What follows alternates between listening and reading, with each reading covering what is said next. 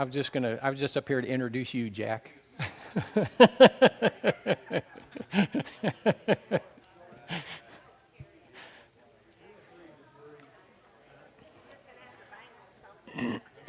Well, there's still people wandering in.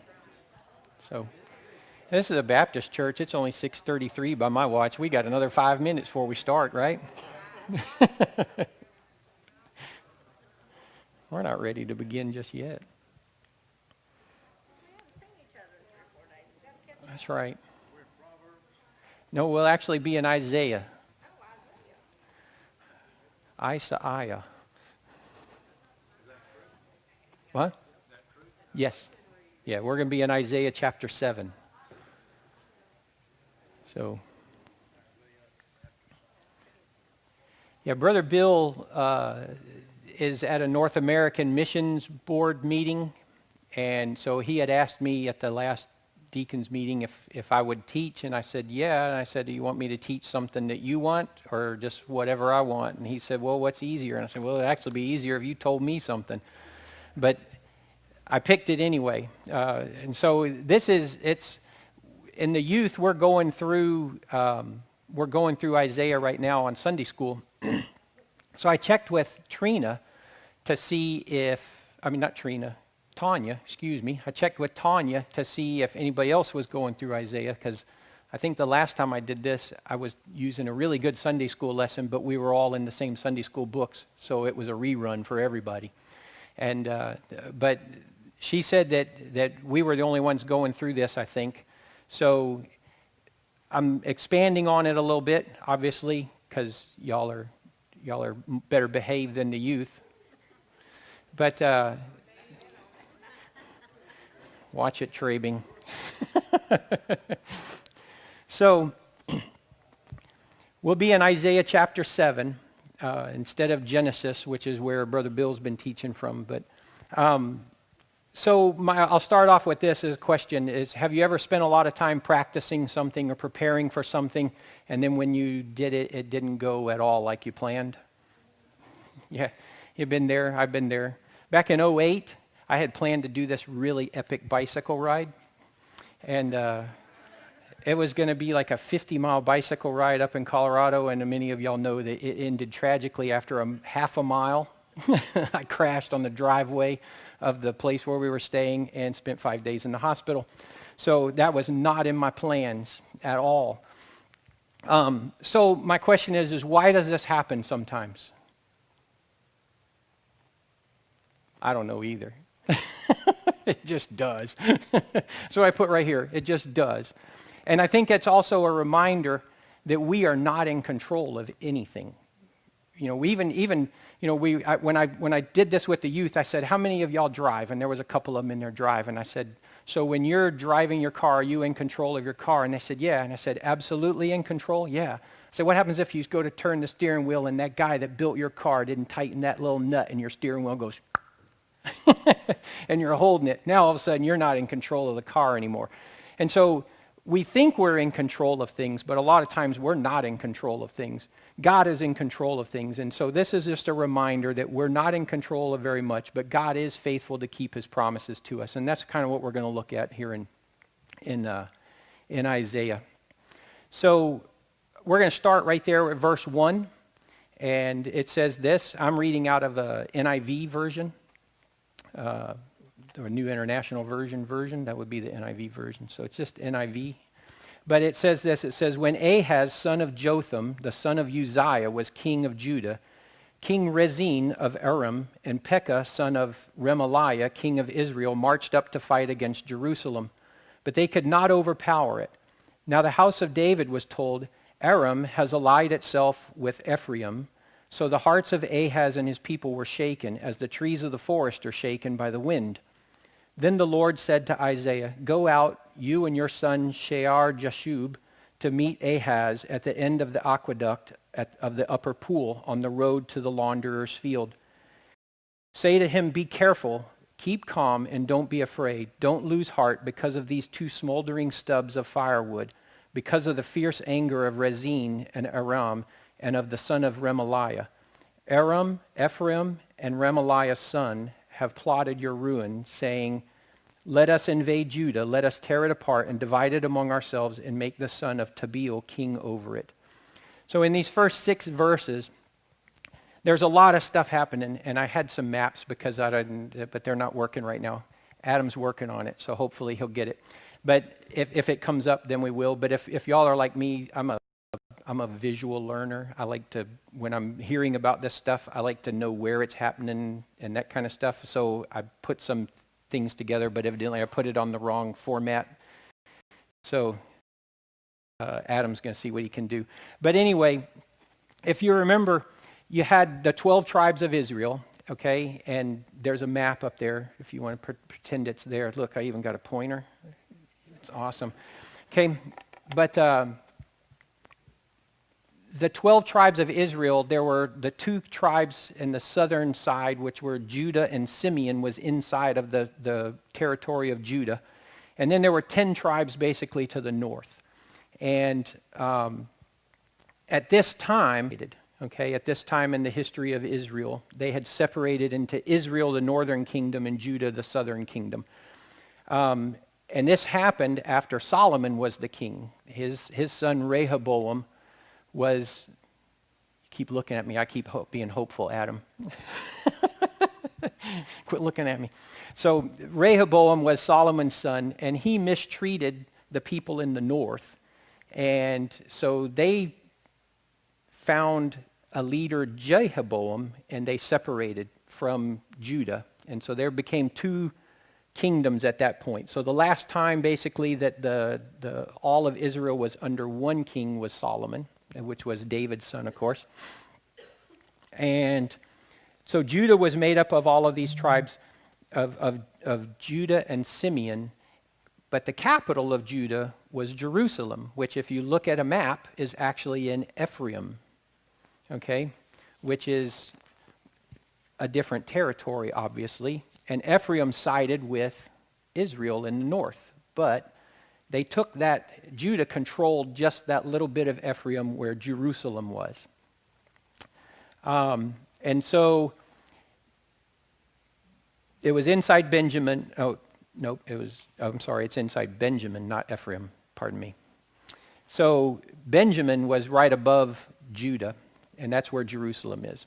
So but King Ahaz was the king of Judah at this time, okay, the southern kingdom of Judah. He's the king, and he's actually the grandson. Hey, so there's a map. Thanks, man.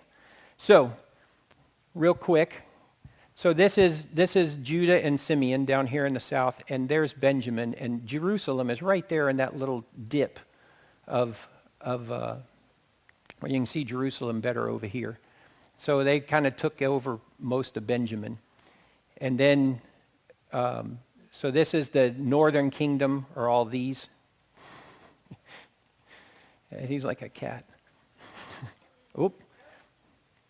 Undo. So it's not filling the whole screen, but at least it's up there. That's okay. But, so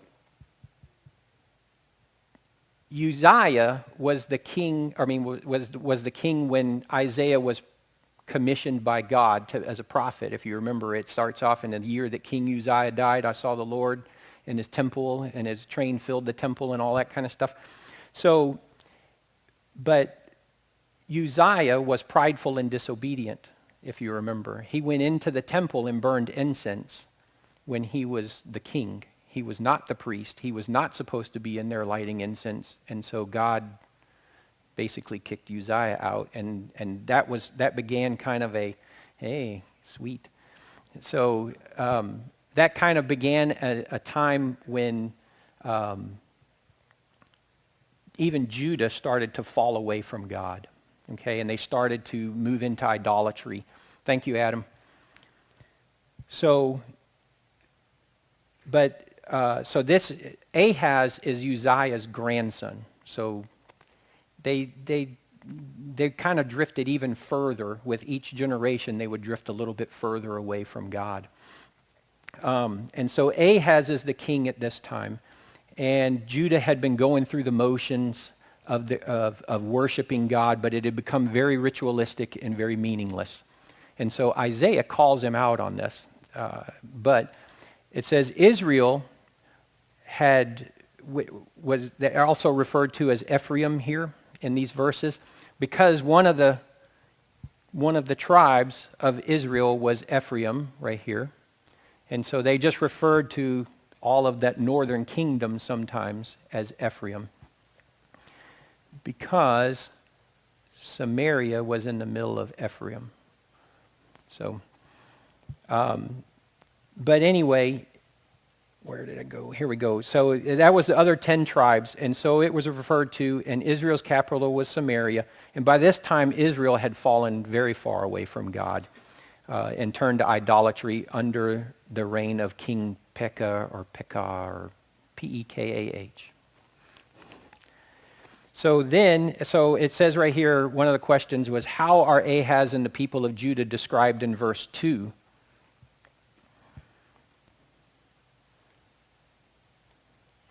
And it says that they were shaken like trees of the forest. So they were scared. They were terrified. They were afraid. And so Israel and Aram, which was way out here, okay, it's not one of the kingdoms. They had gotten word that there was an Assyrian king was going to attack these two areas right in here. So they formed an alliance. And they wanted the king of Judah, King Ahaz, to form a three-way alliance to where they could try and repel the Assyrians. And Judah said no. Or King Ahaz of Judah said no. And so then Israel and Aram, it says, let us attack him and we'll depose them. And so they were going to attack Judah and overplot it and put in a puppet king that they could control. And so that was their plan. And this was around 734 BC when that happened. And so God and Isaiah refer to the leaders of Israel and Aram, which is kind of neat. He says, these two smoldering stubs. Okay? Yeah, it's an insult if you didn't pick up on that. Okay? He's saying they're nothing to worry about. And if you think about a piece of firewood that's just barely smoldering, it's not much to worry about. You got to worry about the one that's going to take off and really do something. So it's an insult to these two kings, and Isaiah speaking for God, God speaking to Ahaz through Isaiah, and he says, don't worry about these guys. They're just two smoldering stubs. There's nothing to worry about there. And so we'll read on in verses 7 through 9. So this is what Isaiah is telling. He says, yet, because they were going to plot to kill and take over Judah and put their own puppet king in. And he says, this is what the sovereign Lord says. This is verse 7 through 9. It says, yet this is what the sovereign Lord says. It will not take place. It will not happen. For the head of Aram is Damascus, and the head of Damascus is only Rezin. Within 65 years, Ephraim will be too shattered to be a people. The head of Ephraim is Samaria, and the head of Samaria is only Remaliah's son. If you do not stand firm in your faith, you will not stand at all. So this is a warning from God through Isaiah to Ahaz that says, trust me. I'll take care of you, but you've got to trust me. And really, he was trying to convince him of three different things. The first one was to calm Ahaz down, because he's probably kind of panicking a little bit because these two other nations are building up forces, and they're saying basically, we're going to come in and attack you. And so then also Isaiah is trying to convince Ahaz not to make an alliance with the king of Assyria, because what Ahaz had decided was that if I can make an alliance with this Assyrian king over here, then he'll attack him. If they come and attack me, that puts him on two fronts. Okay, it's actually kind of good strategy. If they've got their forces split, you remember that's what happened in Germany, right? In World War II, they split their forces and they were weaker. But if these guys, Aram and Israel, attack Judah, then Assyria could attack, and he's allied with them, and he figures he'll be okay. Because the Assyrian army also was something to be feared. They were a big army, a very powerful army. They had conquered the Babylonians, which everybody thought the Babylonians were the people. And then the Assyrians beat them up and took all their land. So it says, however, but then they also, Isaiah was trying to give Ahaz assurances that God would take care of them. But some of the commentaries that I read and some of the study materials and stuff that I looked at, it said they believed that Ahaz had already paid the Assyrian king to protect Judah at this point. So there was another map, but we won't worry about it because Adam's gone. Can you roll it to the next map, Dale? So it's also an interesting note that the word that, hey, thank you. So that the word he uses to describe these other two kings, he says, it's only this guy. So it's a second insult where he says it's only Remaliah's son. It's only this other guy. And they're like, whatever. These guys are nothing. They're cupcakes. So it says God allowed his people to be threatened by these kings to test their faith and to deepen their trust in God. Okay? And sometimes this is why we face difficulties also. We all face difficulties, but sometimes it's to test our faith and to build our faith actually also. Because ultimately when we have our faith tested and we come through it, then our faith is strengthened. And those become building blocks that when we get into the next tough situation, we go, yeah, okay, well, God took care of me back then, so he'll take care of me again. And that gives you the confidence and the faith to know that it's going to be okay. We're going to get through this. And so those become building blocks of our faith. Each time we go through a difficulty, that becomes the building block for that next part of the wall that we got that is our faith. So sometimes when I find myself in the middle of a tough situation, it's hard to do this sometimes because I like to fix things. I like to fix stuff that's broken, and I like to get on it quickly. I like to fix relationships that are broken. I like to fix things, but sometimes you just can't. And sometimes you have to wait. And so what I try to remember to do is ask God, when I find myself in that situation, is I try to remind myself to ask God, okay, what am I supposed to be learning? What is it you're trying to teach me? And I don't usually ask that question right at first because I may not realize I'm in the middle of a difficulty right at first until I try to fix it and it goes horribly wrong. And then I go, okay, God, I can't fix this. I need your help. But what am I supposed to learn? So, but also Isaiah prophesied that Ephraim would be shattered within 65 years. Okay, so this is what happened in all of this, a little condensed version. So the northern kingdom was defeated by Assyria in 722, okay? And by 670, the king of Assyria had deported most of the inhabitants of the northern kingdom into he carried them off into other lands, and he settled that area with foreigners. So the Assyrians. And this map right here kind of backs out, and this is modern day map. And then this is at that time in the time of Isaiah. So here's Assyria up here in between the Black and the Caspian Seas, which that's the bottom of the Black Sea, that's the Caspian Sea. So this is Turkey and Armenia and Azerbaijan, if you can't see all of that. This is Damascus, which is actually still Damascus. All of this right in here along this side, which was part of the tribe of Asher, is now Lebanon. So when you move over from this tip of here to Nineveh, which is where Jonah had to go also, remember? Follow the tip of that, and you're up in this Erbil, okay, which is up above Baghdad in Iraq. It's very northern Iraq. This is the Turkey-Iraq border, and this is the Iranian border right now. So it's right up in there. That's where Nineveh was in modern times.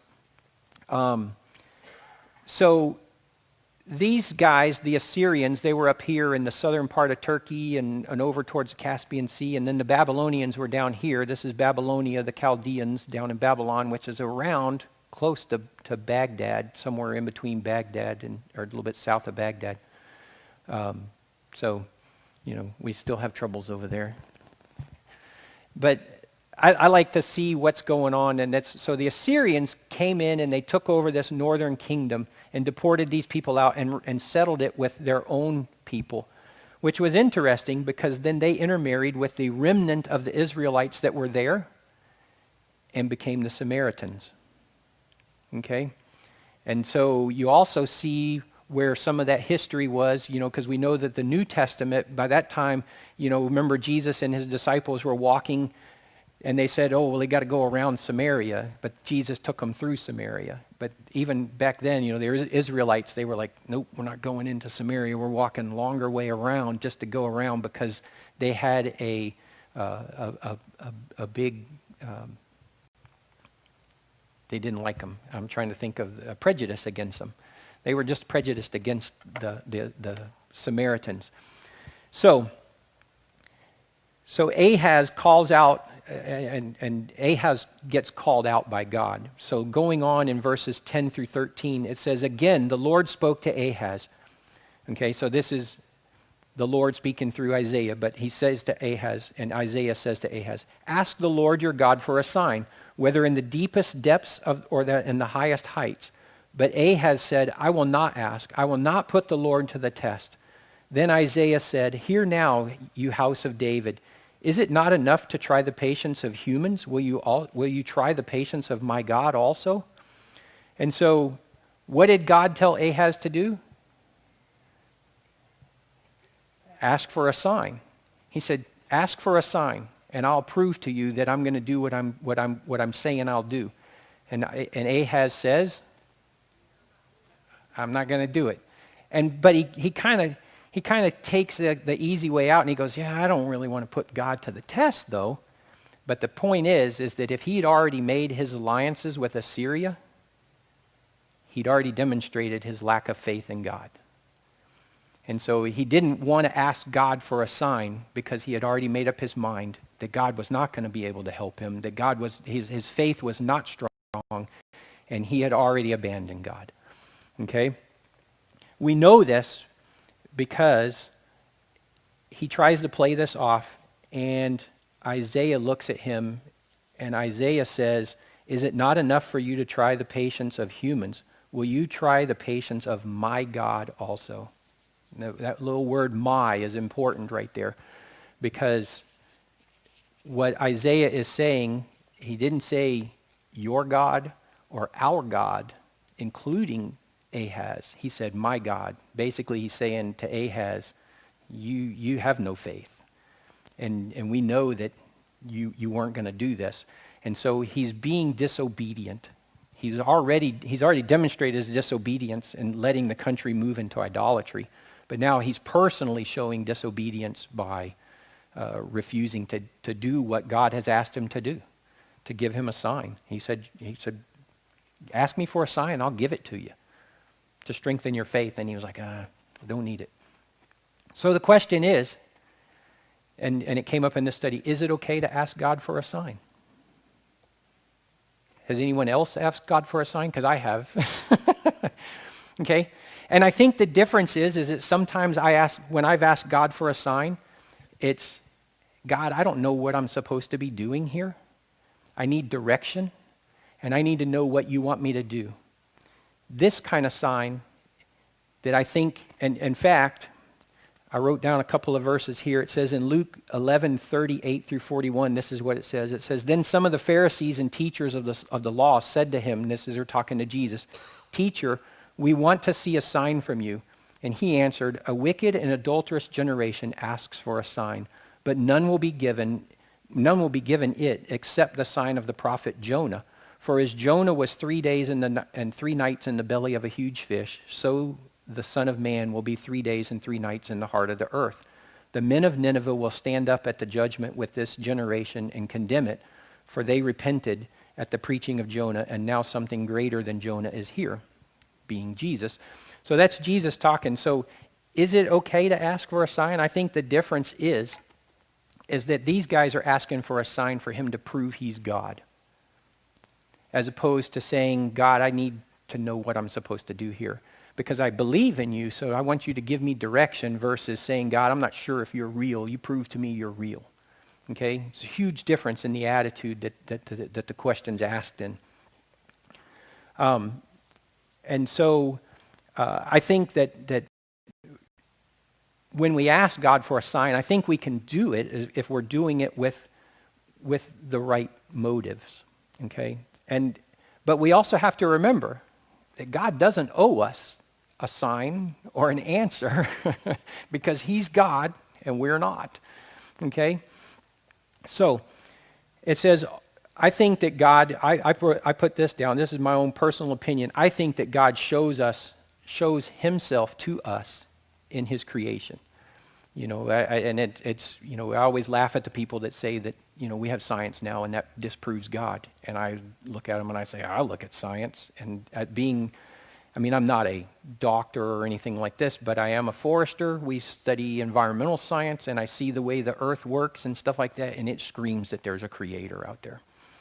But I also believe that as a believer, if we need assurances of God, we have brothers and sisters and other people that we can go and talk to and tell them what we're feeling. Tell them, hey, I'm struggling in this thing. I need you to tell me something, you know.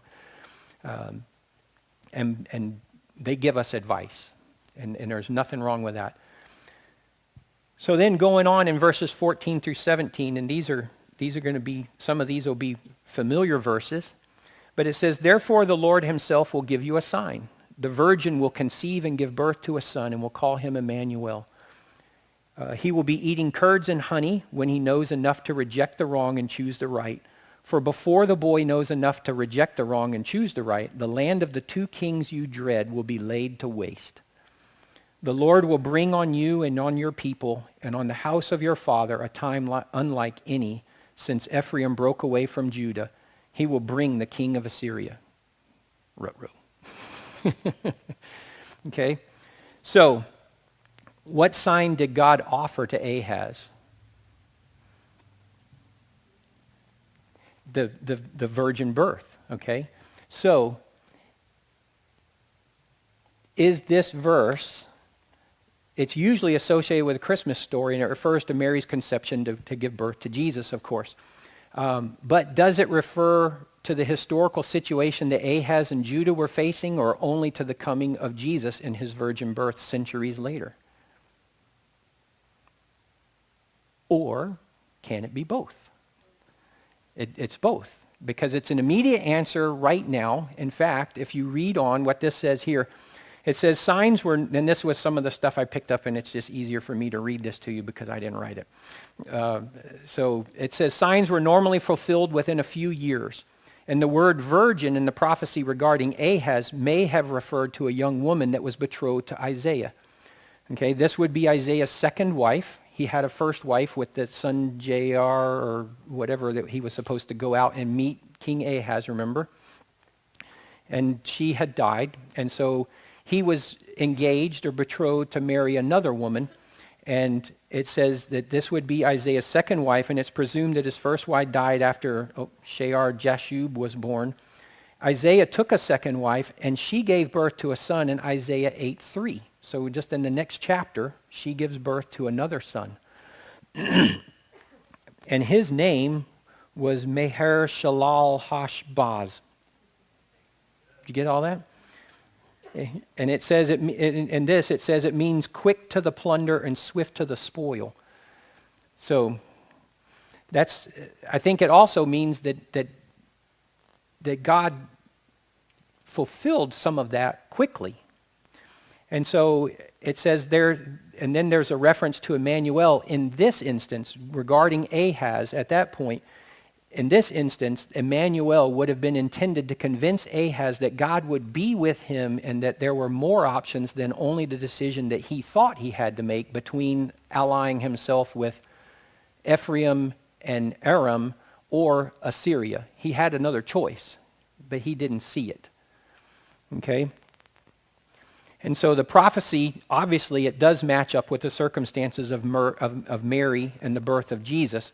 And that same Hebrew word, which is alma, refers to a woman about to be married and is used also in Genesis 24:43 in the story about Abraham's servant looking for a wife for Isaac when he finds Rebekah. And so it's the same word if you go through all of that. And so it doesn't mean that it's not that the young woman wasn't a virgin. It just means that she was betrothed to be married, which means that logically she probably would be or should be. So, so then what did God promise Ahaz would happen in verse 17? He says, Assyria's coming. He said, you're fixing to, it says, you're going to fixing to see a time like no other since Ephraim broke away from Judah. He will bring the king of Assyria. And unfortunately for Ahaz, this exactly was what would happen. Assyria would conquer Ephraim and Aram, but when he finished doing that, he came down to Judah. And so ultimately, his alliance with the Assyrian king did him no good at all, because the Assyrian king took his territory also and scattered his people and took them into captivity also. And so, but it says, this reminds us that God sometimes lets us face the consequences of our sin so that he can teach us to put our hope and trust in him instead of trusting in ourselves. Because too many times we put our trust in ourselves or other people. And so, in conclusion, which is way too early, you're getting out early tonight. If you have kids over there, go hang out with them. But